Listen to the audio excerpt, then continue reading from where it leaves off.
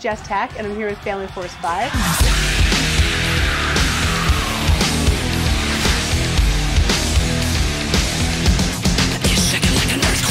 You guys are headlining the Dance Rawr Dance tour. So how's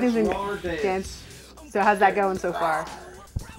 It's going amazing. We're having a great time on this Dance Rawr Dance tour, and we're just dancing and rawring. So did you guys get to pick who was coming with you on this tour?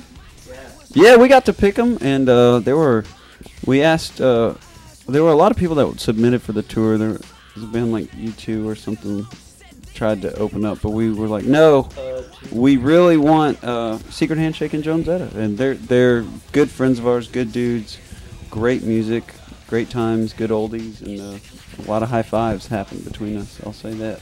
Probably the most thumbs ups of any tour I've ever been on. I think one of our favorite places was a place in Cincinnati called the Underground, and that was a sold out 1,300 person show, and it was absolute chaos. I really liked Seattle and Portland because we'd never been there, and those crowds were really crazy. Idaho was fun too. Boise, really? Yeah, we played Boise, Ohio.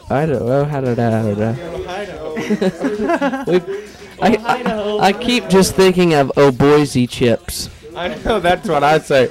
It's Boise, right? And I always called it Boise, like, because of the chips in the late 80s, early 90s that were so good that I don't know what happened to them. Better than Pringles. You guys over the summer went on Warped Tour, is that right? Are you guys on for the whole thing or part of it? We were on for a month and a half of the Warped Tour, and it was absolutely the most hard work we've ever had to do. But it absolutely paid off because we're selling out shows on the Dance Rawr Dance tour, I think, because of Warped Tour, and our fans are just awesome. We made lasting memories that'll last forever.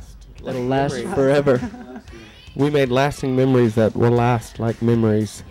A Warped Tour was new every day. I mean, it was just because you're in a new city and there's new people. And is that a good answer, guys?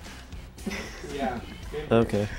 No, I mean, Warped Tour is awesome just because it is a lot of hard work. You're up at 7:30. You're trying to go out there and, like, hustle your CDs to the big lines outside and in front. And, like, you know, that's what you got to do. You got to hustle.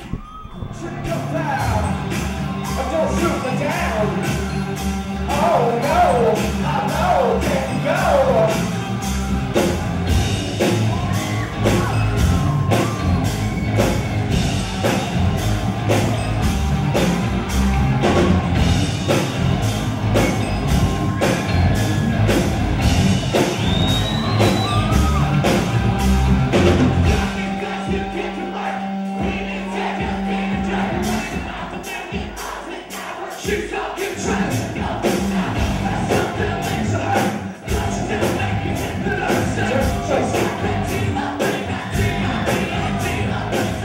What are some of the biggest changes you guys see as either as individuals or as a group in those past couple of years?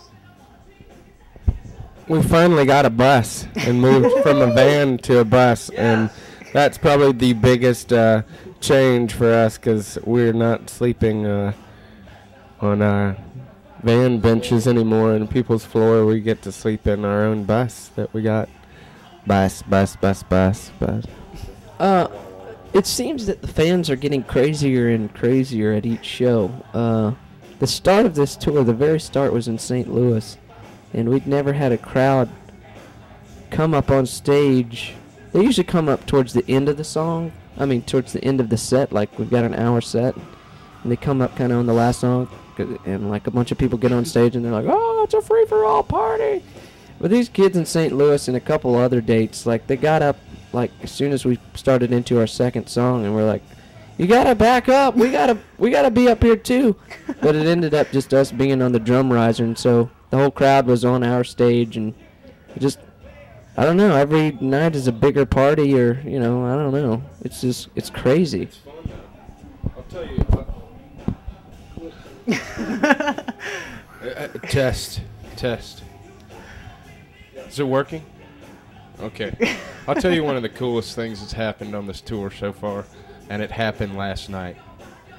We stopped for a Walmart run to restock the food in the bus, and we left Soul Glow Activator at Walmart and had to turn around, drove for about 45 minutes and had to turn around and go back and get him. And he didn't have his cell phone, so he's in there asking people to use his cell phone. Our dad called us at like 4 in the morning. Hey, man, hey, go get Sally. He's at Walmart. So that's what we did. We went and picked him up. How does that make you feel? It made me feel, I went, you're supposed to, tell somebody, but I just told my wife, and she went to sleep on the bus, and I didn't tell anybody else. And I went in there, and I came out, and As Cities Burns bus was out in the parking lot, and I was like, well, that's not my bus. I don't know, I automatically went back to when I was 5 years old, and when you can't find your mom at all in Kmart or Walmart or something, and you kind of panic for a little bit. I had to borrow some people's cell phones. I had to bug people like a bum. That was kind of uncomfortable, but they were pretty cool about it. I tried to call people. They didn't accept my collect calls. Even tried to call my parents. It's like, these people do not accept Solomon Olds as a collect call. And I was like, man, I'm stuck here. Your call? Your parents rejected your call? Yes.